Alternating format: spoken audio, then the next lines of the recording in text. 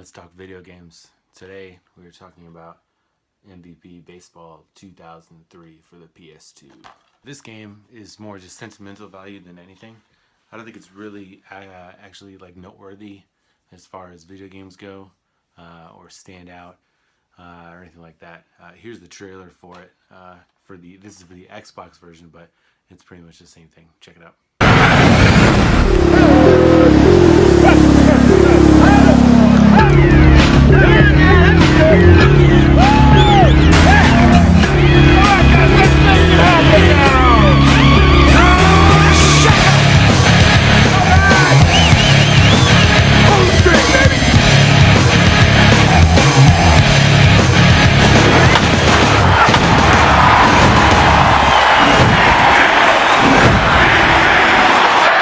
So it looks like shit as compared to now. Obviously it looks like shit. It's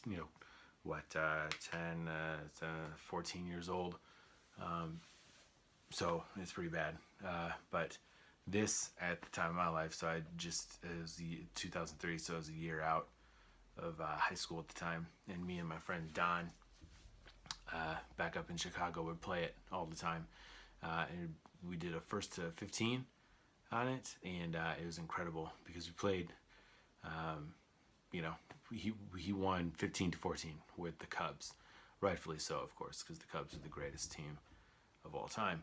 But I was the Yankees, simply just to piss him off. I fucking hate the Yankees. So, but the Yankees were, it was the early 2000s, and they were killing it.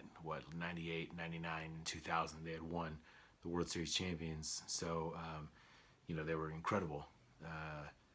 In the video game as the team. So the juice and craze, was not the height of it at the time, but Barry Bonds was still a huge thing if I remember correctly, and Giambi is in the game, and he's pretty much just a crazy home run hitter every time he was on it. We always joked, we were joking about it earlier today when I brought it up.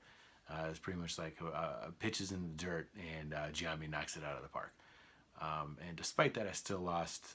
So after 29 games, 60 hours of gameplay roughly, and just shattered controllers.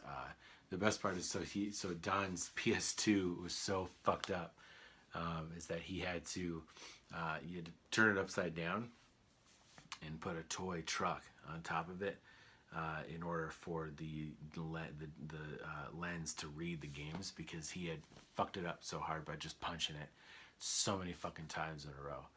But that's kind of what you did back then, because those were kind of a dime a dozen, and we just worked. We both worked at the same bar, got paid cash. We would just get drunk and play the game, and wake up the next day, play the game until we had to go to work, go get cash.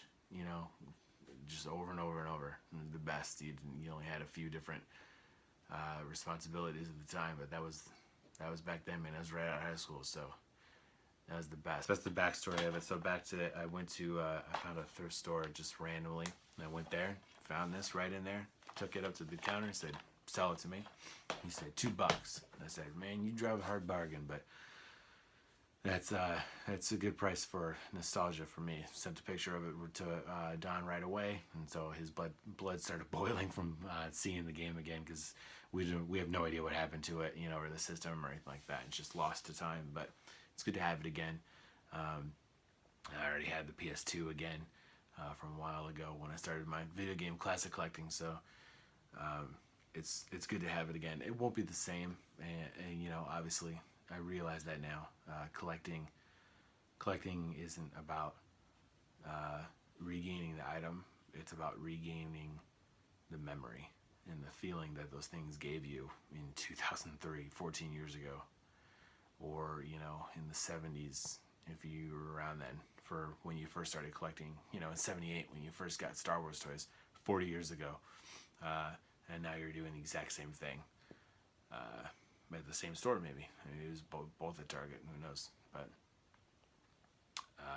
yeah, so it's good to have it again. So I'm gonna play the computer and play it to 15, see if that even is a possibility. But I'm gonna be cursing Don, that fucking prick, over and over again every time I play it. So yeah.